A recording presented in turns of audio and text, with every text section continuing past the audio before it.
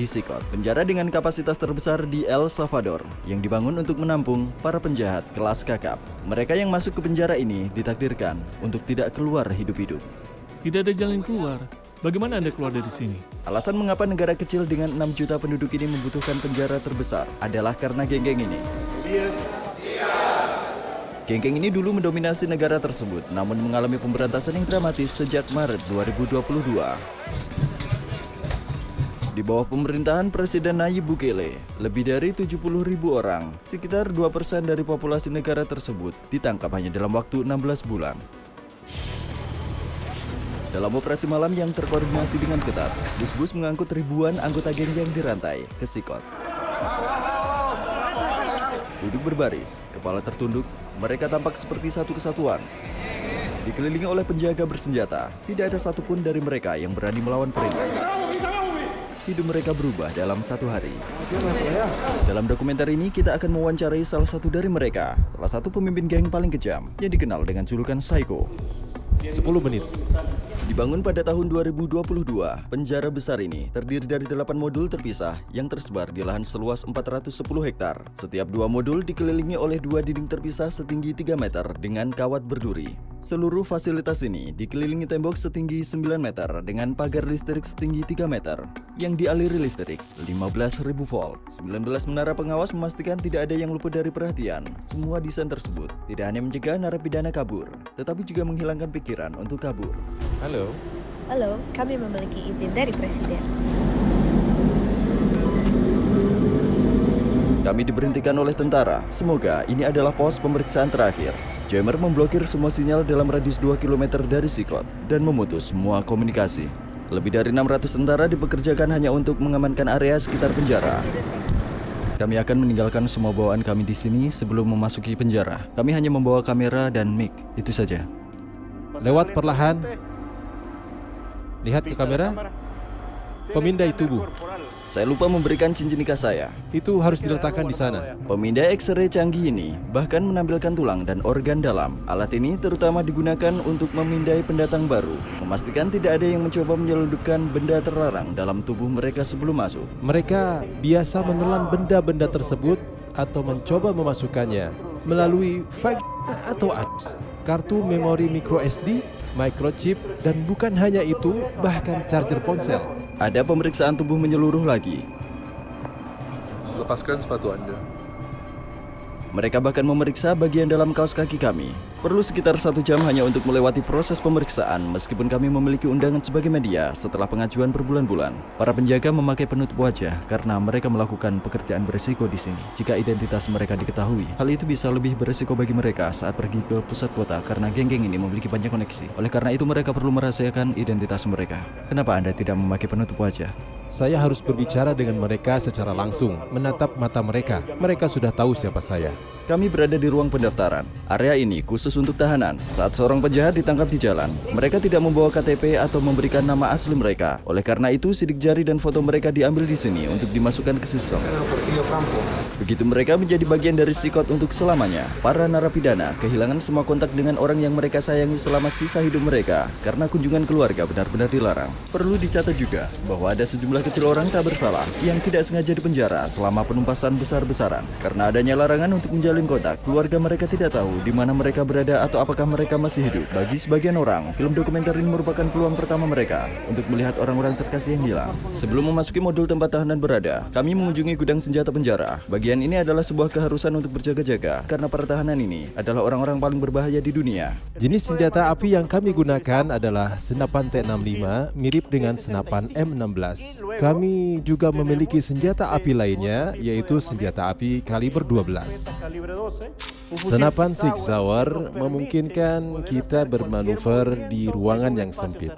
Setiap kali para kriminal ditangkap dan diseret ke dalam bus, berbagai jenis bergol dan rantai digunakan untuk membatasi pergerakan mereka dan meminimalisir risiko bahaya bagi para petugas. Apakah pernah terjadi kerusuhan? Sejauh ini belum ada percobaan melarikan diri. Di sini kami memiliki yang terburuk dari yang paling buruk dari organisasi kriminal. Perlengkapan anti huru-hara terdiri dari pelindung kepala, pelindung wajah, pelindung leher, rompi tahan benturan, pelindung kaki, pelindung tulang kering, dan tentu saja perisai. Biasanya para narapidana di penjara menciptakan berbagai jenis senjata buatan tangan, penusuk, pisau. Mereka benar-benar terlindungi. Kalian bisa melihat bagaimana dia melindungi kakinya. Karena penjaranya sangat besar, kita perlu naik bus ini. Kita memasuki area modul.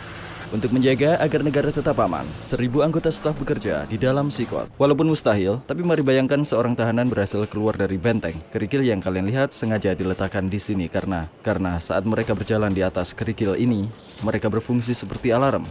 Kerikil tersebut menimbulkan suara. Mereka tidak bisa menyelinap diam-diam. Apakah mereka pernah mencoba kabur? Tidak. Apakah mereka bisa mencobanya? Sulit, karena mereka harus melalui banyak lingkaran keamanan. Sikot dibangun dengan infrastrukturnya sendiri dalam area terisolasi, termasuk sistem listrik dan saluran pembuangan untuk menghindari gangguan eksternal. Jika terjadi pemadaman listrik atau masalah pasokan air, tangki dan pembangkit listrik akan tetap beroperasi hingga seminggu. Saya sangat bersemangat. Kita akan berhadapan langsung dengan kriminal paling berbahaya di dunia. Cukup menegangkan. Kita akan memasuki salah satu modul sekarang. Kalian sedang melihat modul ketiga dan keempat yang letaknya bersebelahan. Pelanggar hukum yang memasuki salah satu gedung ini tidak akan pernah keluar melalui pintu-pintu ini. Beberapa langkah lagi, kami akan dikelilingi oleh lebih dari 2.500 narapidana. Rasanya seperti melangkah ke tengah kekacauan yang tak terkendali.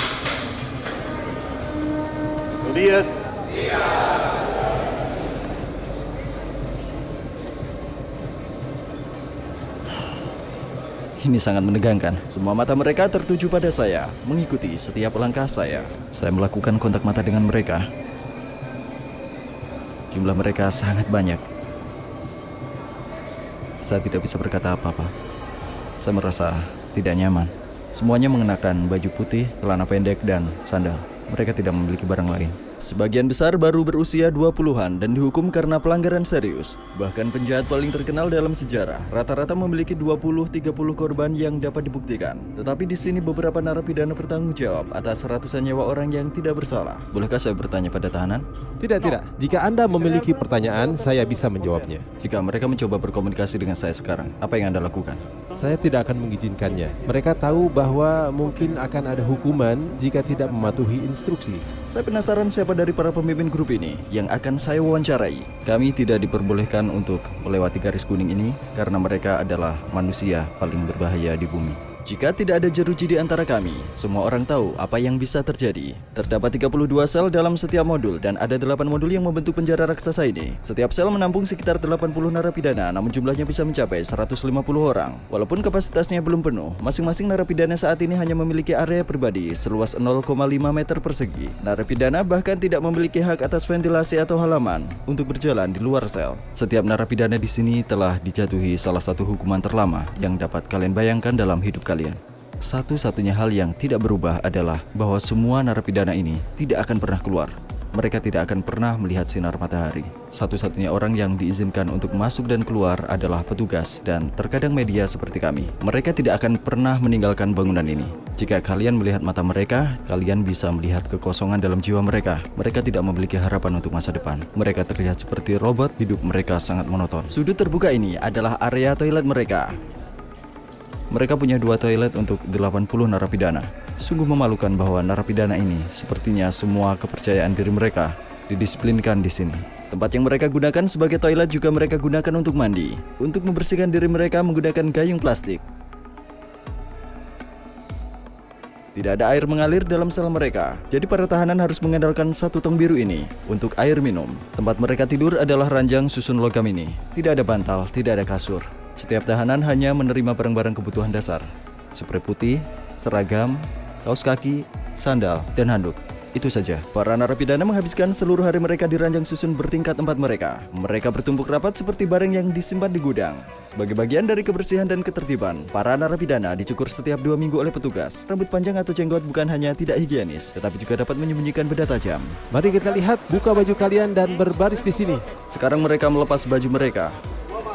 Para narapidana ini dulunya bagian dari geng MS-13 dan Barrio 18 yang menguasai daerah-daerah El Salvador. Dua geng rival ini menghabiskan waktu bertahun-tahun memeras uang dari penduduk lokal dan menyebabkan penderitaan besar bagi warga Salvador. Di sini ada geng Barrio 18 dan MS-13, semuanya bersama-sama dalam satu sel. Benar, seperti itu. Semua modul sama. Mereka semua hidup seperti ini. Di luar, memasuki lingkungan geng lain bisa berakibat fatal. Namun di sini, mereka hidup berdampingan hingga akhir hayat mereka. Bagaimana mereka bisa hidup tanpa saling menyerang?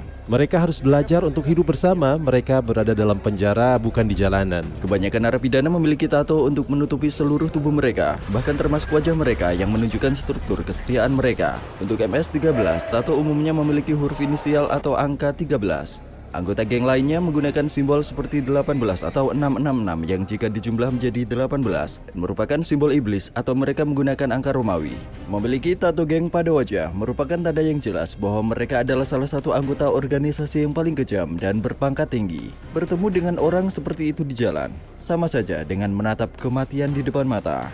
Tato jaring laba-laba melambangkan terjebak dalam jaring sistem peradilan dan menjalani hukuman penjara yang panjang. Tato tanduk iblis merupakan simbol gelap yang melambangkan pemujaan orang-orang ini terhadap iblis. Beberapa bahkan mengklaim bahwa mereka melakukan tindakan mereka di bawah perintah iblis. Tato tetesan air mata menandakan bahwa orang tersebut telah mengakhiri hidup seseorang. Jumlah tetesan air mata menunjukkan berapa banyak nyawa yang telah direnggutnya. Jika ada 3 tetesan air mata, itu menunjukkan bahwa pemilik tato telah merenggut begitu banyak nyawa sehingga tidak dapat dihitung lagi. Dengan frasa tertawa sekarang, menangis kemudian, tato topeng atau badut ini mengirimkan pesan yang jelas. Tetap kuat menghadapi kesulitan saat ini, hadapi konsekuensinya nanti. Apakah semua orang-orang ini benar-benar jahat? Mereka berada pada level berbeda, penjahat kelas kakap yang mentalitasnya tidak akan pernah berubah. Jika kalian melihat ke bagian atas, terdapat area catwalk. Para penjaga secara konsisten mengawasi para narapidana dari tempat yang tinggi di atas sel. Jika ada sesuatu yang mencurigakan, mereka akan turun tangan sementara jaringan kamera yang luas mengamati setiap sudut setiap saat, memastikan tidak ada yang luput dari perhatian mereka. Modul-modul tersebut terus diterangi sepanjang hari untuk memantau. Saat matahari terbenam, lampunya tetap menyala sepanjang malam. Mereka terus-menerus diawasi. Menurut saya, ini adalah salah satu hal tersulit saat berada di sini. Saat mereka mencoba tidur, mereka menggunakan handuk dan menutup mata mereka untuk menghalangi cahayanya. Pengkhotbah di sini mengajarkan beberapa pengajaran penting dari Alkitab kepada para narapidana. Mereka melakukan latihan fisik di sini. Ada pelatihnya di sana. Ini adalah satu-satunya waktu para narapidana ini keluar dari sel mereka. Kegiatan-kegiatan ini berlangsung selama 1 jam per minggu. Jenis kegiatan ini berlangsung selama 1 jam per minggu. Mereka bahkan tidak memiliki kebebasan untuk melangkah. Jadwal bergilir, tak ada cukup ruang, jadi mereka tak bisa keluar bersamaan dalam 1 hari. Pernahkah terjadi kekacauan saat para narapidana berada di luar sel? Sejauh ini belum pernah. Setiap kali kami memfokuskan kamera ke dalam sel, seringkali kami menangkap seorang tahanan yang menggumamkan sesuatu. Bahkan di balik jeruji besi, anggota geng berusaha mengirimkan perintah keluar. Tahanan ini melakukan hal itu, tetapi kami menyensornya untuk memblokir pesan tersebut. Meskipun ada tindakan keras, kelompok-kelompok ini masih memiliki kekuatan yang signifikan di luar. Rumor yang beredar, mereka memiliki rencana balas dendam dengan menargetkan orang-orang yang tidak bersalah. Namun sebagai tanggapan, pihak berwenang mengancam untuk memperlakukan tindakan yang lebih keras terhadap anggota yang dipenjara. Jika mereka melakukan itu, tidak ada satu makanan pun di penjara. Mereka tidak akan makan 1 butir beras pun, dan mari lihat seberapa lama mereka bisa bertahan. Di sini mereka mendapat 3 kali makan, sarapan, makan siang, makan malam. Sarapan biasanya berupa kacang-kacangan dan nasi, sedangkan makan malamnya kurang lebih sama. Makan siang mereka mendapatkan nasi putih dan pasta. Satu-satunya yang berubah minumannya. Tak ada makanan bergizi seperti ayam atau daging. Ini adalah makan siang. Hari ini nasi, pasta, dan 2 tortilla. Apakah menunya berbeda setiap hari? Tidak, Apakah sama setiap hari? selalu sama. Minuman segar, minuman segar. Ini minuman yang mengandung gula. Saya akan mencobanya sendiri. Narapidana harus makan dengan tangan dan membersihkan piring sebelum mengembalikannya dengan makanan yang mengandung sedikit protein. Mungkin banyak yang menderita kekurangan gizi. Sebelum memulai wawancara dengan seorang narapidana, saya ingin menunjukkan satu tempat lagi yang bahkan lebih ekstrim daripada apa yang telah kalian lihat sejauh ini. Tempat itu adalah tempat para narapidana yang melanggar aturan. Kita berada di area sel isolasi. Jika narapidana melanggar aturan sesuai undang-undang, mereka dapat dikirim ke sel isolasi ini. Undang-undang mengizinkan saya untuk menahan mereka dalam sel isolasi hingga 15 hari. Sel-sel ini memiliki pintu yang tertutup rapat. Melalui celah ini, saya bisa melihat mereka dan mengidentifikasi siapa yang ada di dalamnya. Kami memberikan makanan lewat sini, dan kami juga menggunakan lubang ini untuk memasang borgol pada mereka sebelum membuka pintu dan memindahkan mereka untuk beraktivitas. Selamat datang di sel isolasi. Jika seorang narapidana berperilaku buruk, disinilah ia akan berada. Ia tidak akan tahu kapan atau berapa lama lagi ia dikurung di dalam. Berhari-hari atau bahkan berminggu-minggu. Ia tidur di ranjang beton ini tanpa pernah keluar. Mereka terputus dari dunia luar, ditinggalkan sendirian tanpa apapun kecuali pikiran mereka.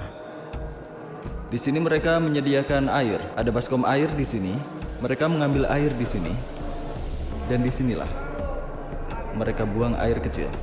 Bak air minum dan toilet terletak bersebelahan. Toiletnya tampak baru saja digunakan dan kotor, yang menunjukkan bahwa sel ini baru saja digunakan. Satu-satunya cahaya yang mereka miliki adalah lubang kecil yang hampir tidak membiarkan sinar matahari masuk. Bukaan ini juga satu-satunya sumber udara segar. Apa yang paling menantang dari ruang isolasi menurut Anda? Di dalam Anda bahkan tak bisa melihat tangan Anda. Jadi saat terisolasi mereka perlu memiliki sesuatu, buku, apapun untuk mencernihkan pikiran. Namun di sini mereka tak memiliki akses itu. Tak peduli seberapa tangguh seorang penjahat, isolasi semacam ini menghancurkan mereka. Hal itu diperlukan untuk jenis pelaku kejahatan yang ada di sini. Orang-orang yang pada suatu titik mencoba menjadi Tuhan, memutuskan siapa yang hidup dan siapa yang mati. Mereka bisa memohon pengampunan dan semoga Tuhan mengampuni mereka. Namun di sini keadilan harus ditegakkan demi sekian banyak korban, dan itu adalah hal yang setidaknya pantas untuk mereka dapatkan. Sekarang kita akan mewawancarai narapidana yang dikenal sebagai Psycho. Dia memiliki catatan kriminal selama 34 tahun dan telah menghabiskan 25 tahun terakhir sebagai seorang berkedudukan tinggi di sebuah organisasi. 10 menit. 12 penjaga nyaris tidak cukup untuk menjaga keamanan di dekat narapidana ini. Lepaskan maskernya.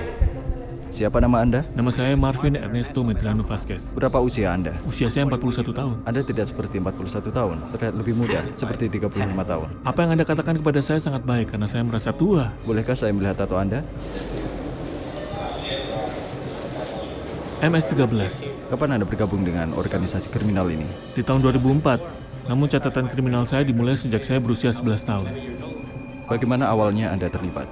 Ketika seseorang lahir hanya dengan seorang ibu dan ibunya bekerja, Anda akan mencari kejalanan. Anda mencari seseorang untuk membantu Anda. Anda mengatakan, oh ibu saya miskin, saya butuh sepatu, saya butuh pakaian. Dan saya mulai merampok. Saya juga membutuhkan figur ayah karena saya tidak tumbuh bersama ayah saya. Dan saya mencari sekelompok geng. Saya melakukan pembunuhan dan datang ke El Salvador, mencoba mengubah hidup saya. Tetapi ada lebih banyak geng di sini, dan saya mulai melakukan hal yang sama. Dan kemudian saya ditahan. Saya merupakan tipe orang yang selalu ingin mencapai hal-hal yang menjadi tujuan hidupnya. Dan saya mencapai semua yang harus saya lakukan di sini. Tapi saya ada di sini. Beginilah cara iblis membalas orang-orang. Ya, benarkah untuk bisa bergabung dengan organisasi kriminal ini Anda perlu mengakhiri hidup seseorang? Ya, Tapi yang pertama biasanya adalah kerabat Anda kan? karena Anda harus mendapatkan wilayah untuk geng Anda. Saya kehilangan ibu, ayah, anak saya, semuanya di sini karena geng. Maksud saya bisa saja bersama dengan keluarga saya di AS, hidup yang lebih baik. Namun ya, kita membuat keputusan yang salah. Itu yang menyebabkan semua ini. Oleh karena itu saya mengatakan kepada anak muda, "Hei, pergilah ke sekolah. Dengarkan ibumu, dengarkan ayahmu. Jangan hidup seperti kami di sini. Tidak ada jalan keluarnya." Berapa banyak nyawa manusia yang telah Anda ambil? 5? 10? Berapa? Tidak. Jika berbicara mengenai apa yang dulu saya lakukan setelah di penjara, mungkin jumlahnya bisa lebih dari 50. Kadang Anda perlu melakukannya. Bagaimana Anda bisa menjadi begitu berdarah dingin dan kejam? Saya tidak dapat menjawab pertanyaan itu. Bagaimana rasanya tidak bisa bertemu keluarga selamanya sejak Anda berada di Sikot? Saya merasa tidak enak karena terakhir kali saya melihat anak saya adalah saat dia berusia 5 tahun. Dan sekarang dia berusia 21 tahun. Saya ingin melihatnya. Saya ingin mengatakan padanya, "Hei, jangan lakukan hal yang sama seperti ayahmu. Carilah kehidupan yang lebih baik." Orang-orang yang menjadi korban Anda tidak akan pernah melihat orang yang mereka cintai lagi. Anda juga tidak akan pernah melihat keluarga Anda. Bagaimana Anda menangani emosi seperti ketika merindukan seseorang? Saya merasa tidak enak kadang-kadang. Seperti yang saya katakan, saya berbaring di tempat tidur dan memikirkan banyak hal. Kadang-kadang saya menangis dan berkata, Apa motivasi Anda untuk tetap hidup? untuk suatu hari mengubah hidup saya dan menemukan Tuhan, saya memberitahu Tuhan, "Hei, maafkan saya. Maafkan apa yang telah saya lakukan." Oke. Akhirnya kita